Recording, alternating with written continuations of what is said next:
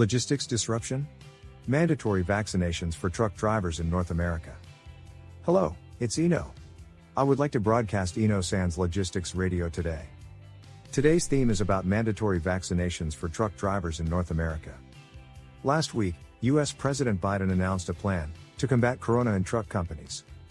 The plan is to make it mandatory for companies with more than 100 employees to vaccinate their drivers or to require weekly testing.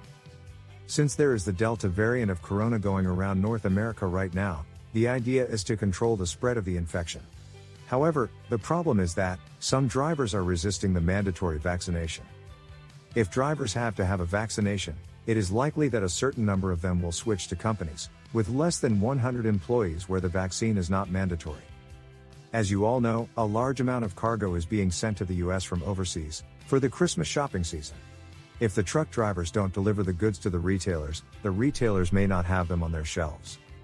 If this happens, the truck company will lose credibility from the retail side and will be considered for switching to another truck company. The truck company must avoid this. In that sense, securing truck drivers is a major issue at present. However, about 97% of transportation companies in North America are operating with less than 20 trucks. Therefore, it is thought that this plan is mainly aimed at large companies. If vaccination becomes mandatory for large companies, there is a possibility that there will be a mass turnover of drivers. And it could cause more confusion in the supply chain, which is already in disarray. Large truck companies have their own distribution centers, and without drivers, cargo will languish there. This means that containerized cargo at the port that was supposed to be sent to the distribution center will continue to languish at the port with nowhere to go.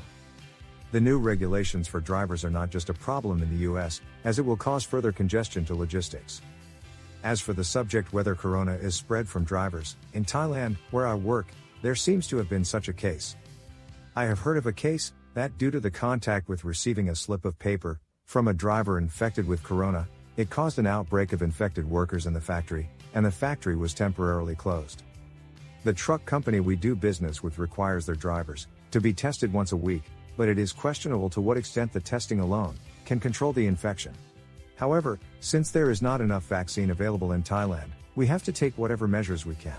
Returning to the subject of mandatory vaccination of drivers in North America, I had no idea that vaccination could lead to disruptions in the supply chain.